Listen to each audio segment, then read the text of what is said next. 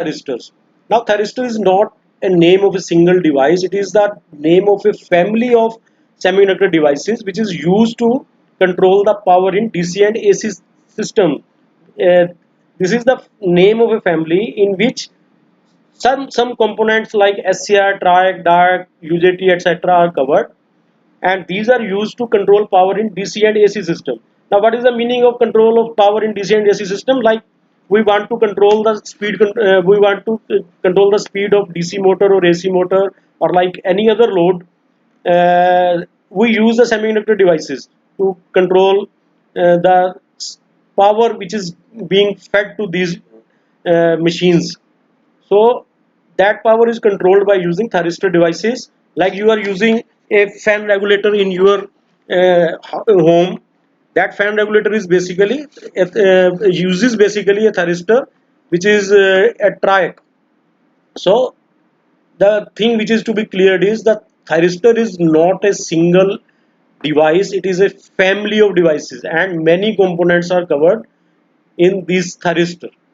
So, the what are the different components? These are the SCR, TRIAC, DIAC, silicon control switch, programmable unit transistor, UJT, etc. Many more devices are there which are covered in this family. So, this is the name of family, not a single device.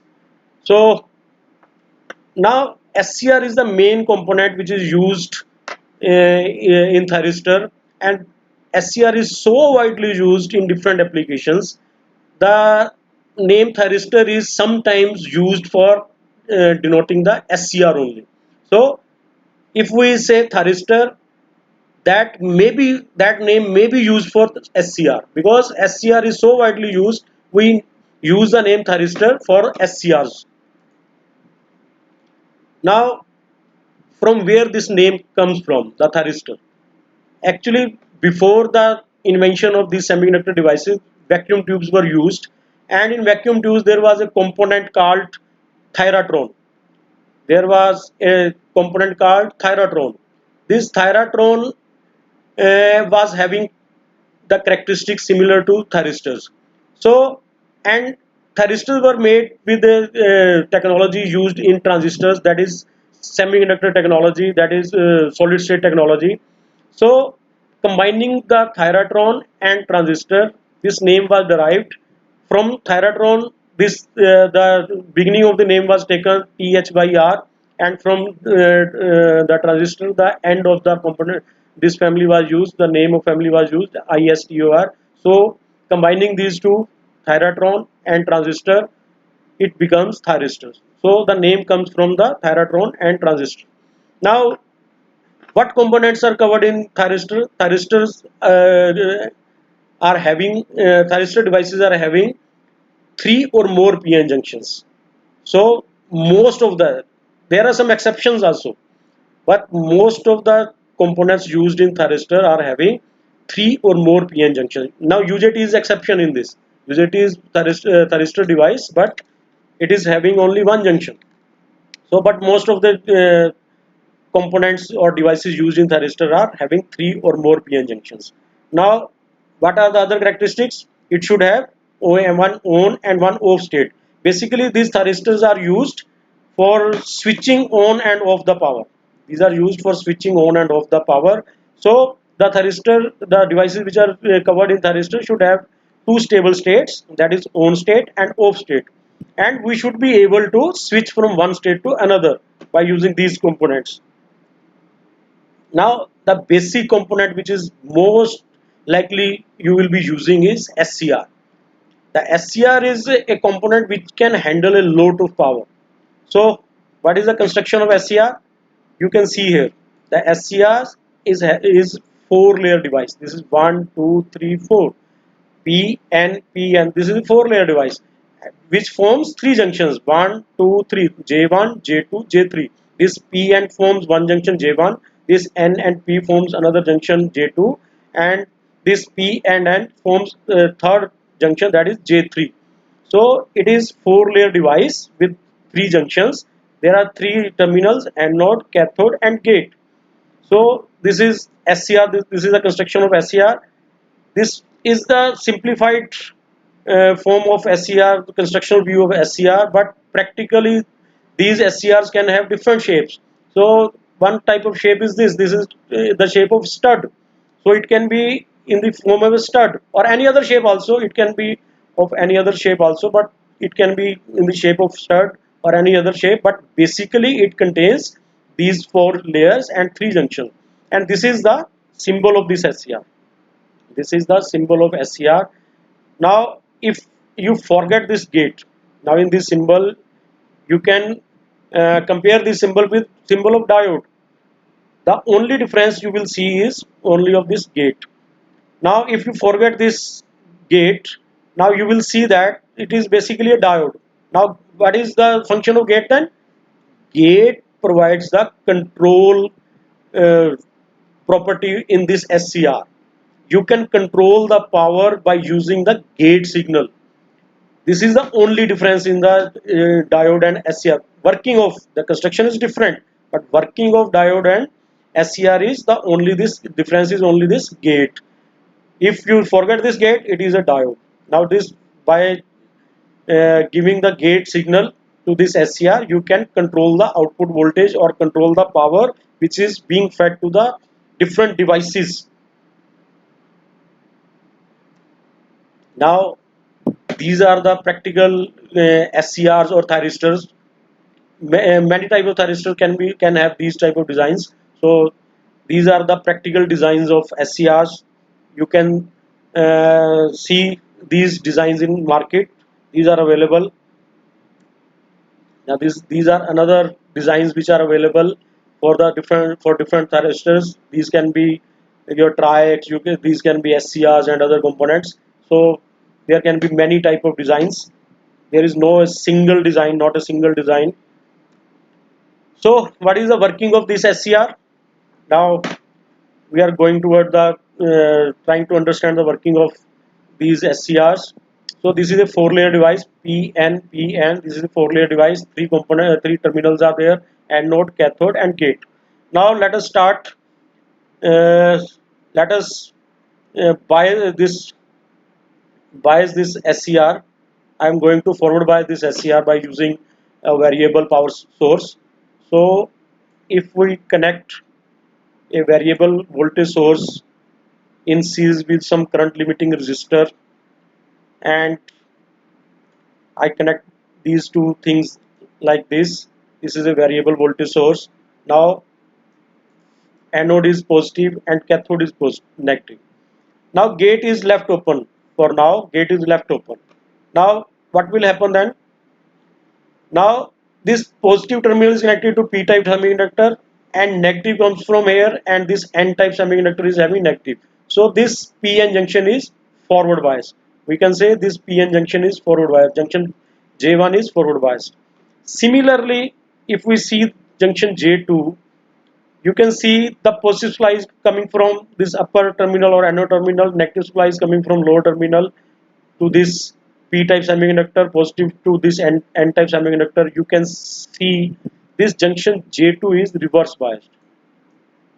This junction is reverse biased because positive terminal is coming to this n-type semiconductor and negative terminal is connected to this p-type semiconductor. So this junction J2 is reverse biased. Similarly, you can see negative terminal is connected to n-type semiconductor, this layer of n-type semiconductor, and positive is coming from here to this this layer of p-type semiconductor. So this J3 is again forward biased. So we can say that J1 and J3 are forward biased. J1 and J3 are forward biased, but junction J2 is reverse biased. Now that means this SCR will not conduct because this junction is still reverse biased. You have forward biased the anode and cathode terminals, but because junction J2 is still reverse biased, it will not conduct the current. So no current will flow through this load. This is the load. No current will flow, but still some leakage current will flow through this load. Only the leakage, very small leakage current will flow through the load. So this SCR will behave like high impedance, or you can say it will behave like an open switch. The switch is open, so no current is flowing through this load. Now what will happen if you go on increasing this voltage, you go on increase. Now I am going to increase this voltage from this source. Now you go on increasing this voltage. Now what will happen? Now every junction, reverse bias junction, has some depletion layer across it. When you go on increasing the voltage across the reverse bias junction, the depletion layer goes on increasing. Depletion layer, width of depletion layer goes on increasing, but there is a limit of every depletion layer to bear some voltage. After a particular amount of voltage, this reverse bias junction J2 will get breakdown due to avalanche breakdown. There is one phenomena called avalanche breakdown. Due to avalanche breakdown, this junction J2 will get breakdown. Now when this junction J2 gets breakdown, means now there does not exist any junction here. There is no depletion layer here actually. There is no depletion layer here now. Now these two junctions J1 and J3 were already forward biased. Now junction J2 has vanished, has gone. So this SCR will start conducting. Means a heavy current will flow. Now heavy current will flow from anode to cathode, because these junctions J1 and J3 are forward biased and junction J2 has vanished. There is no junction J2 now. It has breakdown. It has broke down. So the heavy current will flow from anode to cathode. So a load current, a heavy load current, which will be only limited by this external resistance or impedance. So the current IA, we can say it is a current IA. The current IA will only be limited by this external impedance R or resistance R. So we can say that this transistor has started conducting. Now it will behave like a closed switch. Okay. Now this is the now the voltage at which this breakdown of junction J2 occurs is called forward breakover voltage, and we denote it by VBO, forward breakover voltage, VBO. तो जब हम voltage को बढ़ाते जाएंगे, एक level of voltage पे जाके एक amount of voltage that is equal to forward breakover voltage VPO, this junction J2, ये जंक्शन J2 जो ब्रेकडाउन हो जाएगा और ये SCR आपका स्टार्ट कर जाएगा कंडक्ट करना, और हैवी करंट फ्लो करेगा थ्रू दिस SCR, और लोड करंट इसमें से करंट फ्लो करेगा इस एक्सटर्नल लोड में से. So this was the case when you have not connected any gate supply. You have not connected any gate supply. Okay. So now there may be another case when we connect. I again connect this supply at this anode cathode junction and anode cathode terminals, between anode and cathode terminals. But give me 2 minutes.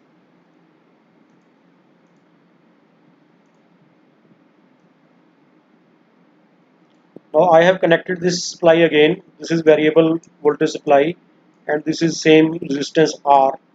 Now I have also forward biased this gate terminal also. Now I have connected a variable voltage source across this gate to cathode terminals. Now I have connected this voltage across anode and cathode terminal, which is less than VBO. We discussed that term VBO, that is forward breakover voltage. Now this voltage connected across this anode and cathode junction, anode cathode terminal, is less than VBO.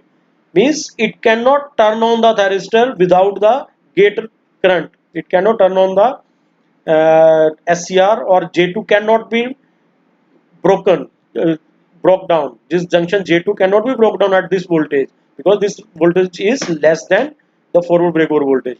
Now what will happen when we connect this gate supply, the supply across the gate and cathode terminal? A current will flow between cathode and gate. A gate current will flow between gate and cathode. Now this p-type layer here, this p-type layer, this p-type layer is lightly doped. Please understand this thing. This p-type layer is lightly doped as compared to this n-type layer. N-type layer is highly doped. Now what will happen? The majority carriers in p-type semiconductors are holes. These are holes. The holes will move from p-type semiconductor to p-type layer to n-type layer, and electrons. These electrons will move from n-type semiconductor to p-type layer, n-type layer to p-type layer.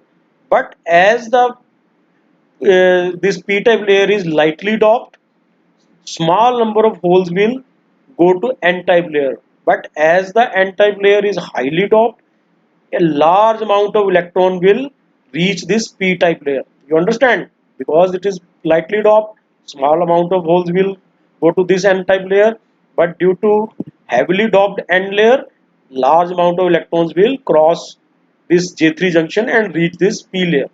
Now this J2 junction, which is reverse bias junction, it will help these electrons to cross this junction, because these electrons are minority carriers in p-type layer. These electrons are minority carriers in this p-type layer.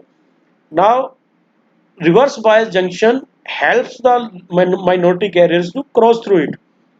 This reverse bias junction helps minority carriers to cross through it. So large amount of electrons will cross through this junction J2. Now when large amount of charge carriers move through this junction ultimately gets breakdown. This junction ultimately gets breakdown, because when there is large movement of charge carrier, junctions uh, vanishes. Junction ultimately get vanished. So with this application of gate current and movement of these electrons through this reverse bias junction, this junction ultimately gets vanished, and a large amount of anode current flows through this SCR. Anode current means anode to cathode current. So large amount of current will pass through this resistance. So we can say that the SCR has now turned on. Now it will behave like a closed switch. Before the application of this gate current, the SCR was not conducting. It was blocking the current. It was working in forward blocking mode. Forward voltage was there, but it was blocking the current. It was not allowing the current to pass through it. But with application of gate current, the SCRs begin to conduct. SCR begin to conduct, and anode to cathode current flows. A large amount of anode to cathode current flows through it. So large amount of current flows through the resistance, and the current is only limited by the amount of this resistance connected in series here. The large amount of, you can see here, this resistance R. The current is only limited by this resistance R. So we can say that the SCR has turned on. So this is the method which is used usually to turn on the SCRs at lower input voltage. Now this voltage, applied voltage, was less than forward breakover voltage. So with application of gate current, you can turn on the SCR at lower anode voltages. Lower anode voltages के ऊपर you can turn on the SCR. Now if I further increase this voltage, now from here, this is variable voltage source, I further increase the voltage across the gate, the amount of gate current flowing between gate and cathode will increase. More number of charge carriers will pass through this junction J2. So this junction J2 will break down at even lower anode voltage, anode voltage. So by regulating the gate current, I can make this SCR to conduct at my desired amount of anode voltage. So by controlling the gate current, I can make the SCR to conduct at lower anode voltages. So this is a function of gate. So by using the gate, I can make the SCR to turn on at lower voltages. So this was all about the working in forward direction. Now what will happen in reverse direction? We can see that too. Now in reverse direction, I connect this anode to reverse voltage. Now I have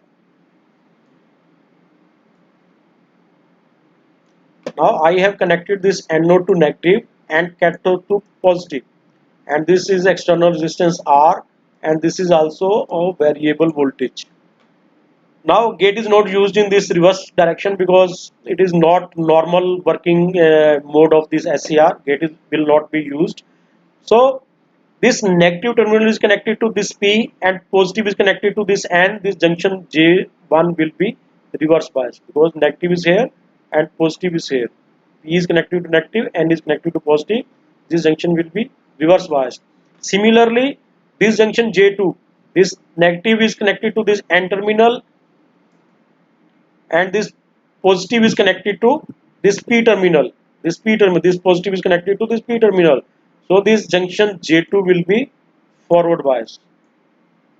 Now similarly, this negative is connected to this P layer and positive is connected to this N layer.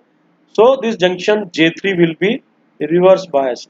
We can see that here junction J1 and J3 are reverse biased, but junction J2 is forward biased.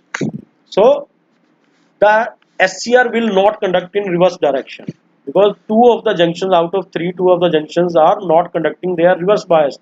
Only junction J2 is forward biased. So no current will flow through this resistance, only leakage current will flow. Small amount of reverse leakage current will flow through this resistance, this load resistance. Now if similarly, which was in forward biasing mode, if I go on increasing this voltage, this the depletion layer of junction J1 and J3 will go on widening by increasing the voltage applied across anode to cathode, reverse voltage applied across anode to cathode. The depletion layer कैसी होती है, देखो इस तरह से depletion layer बनती है इन दोनों के बीच में. कोई भी आप सेमीकंडक्टर आप डिवाइस यूज करते हो, रिवर्स बायस करोगे उसको, then there will be a wide depletion layer. But if you go on increasing this voltage, this depletion layer will go on widening, and at some voltage, at some amount of voltage, this depletion layer will ultimately get vanished as it will break down due to avalanche breakdown. Similarly, which was the case in forward biasing, in forward direction, ultimately these two junctions, let me erase these lines, at some voltage this junction J1 and J3 will break down due to avalanche breakdown. Now when it will break down, this junction J2 is already forward biased, a large amount of current will flow through this SCR in reverse direction. A large amount of current will flow through the SCR in reverse direction. But as that voltage will be very high at which these two these two junctions will get breakdown, and there is a large amount of leakage current flowing in this SCR, the power which is equal to V into I, the power which is equal to V into I, a large amount of power dissipation will be there in this SCR. As this voltage is very high, leakage current flowing in this SCR is very high, so large amount of power will get developed in this SCR, and that power loss may damage this SCR permanently because these SCRs are not designed to handle large amount of powers in reverse direction. So it will not be able to dissipate that heat in atmosphere, so it may get damaged. So we never make SCRs to conduct in reverse direction by avalanche breakdown. So we never make these SCRs to break down in reverse direction and conduct. So it should be avoided. It may damage the SCR permanently. Okay. Now we go further. Now the same things which we have discussed earlier are written here. These SCRs are 4-layer 3-junction devices. These are 3-terminal anode, cathode, and gate. So we have already discussed these things. Now the thing is, now important thing here is these SCRs can handle large amount of powers. These may be designed to bear the voltage rating of up to 10 kV, 10,000 volts, and these may be designed for a current rating of 3000 amperes. So when you will combine these two, you will come across the power handling capacity of 30 megawatts in these SCRs. So SCRs may be designed to handle large amount of power of the range of 30 megawatts. So these SCRs can handle a large amount of power. Now there is a difference. Now you have studied the transistors also. Transistors can basically be used for amplification of signal, as well as these can be used for switching the power in DC. Switching the power in DC also. Now these thyristors or these SCRs cannot be used for this signal amplification. These SCRs or thyristors cannot be used for signal amplification, whereas transistors can be used for signal amplification. But transistors can also be used for switching in this saturation region and cutoff region. In cutoff region, transistor acts as uh, this turn off switch, and in saturation region your transistor act as turn on switch. And similarly thyristors can act as a turn on switch or turned off switch. So these two can be used as a switching device, but there is a huge difference. Transistors cannot be used to handle this much amount of power for which these SCRs can be designed. Transistors cannot be used for this much amount of voltage and current rating. So there is a difference in SCR and transistor. Transistors are used for handling small amount of powers. This is the basic difference in transistor and SCR. But SCR can never be used for signal amplification, which can be amplified in transistors.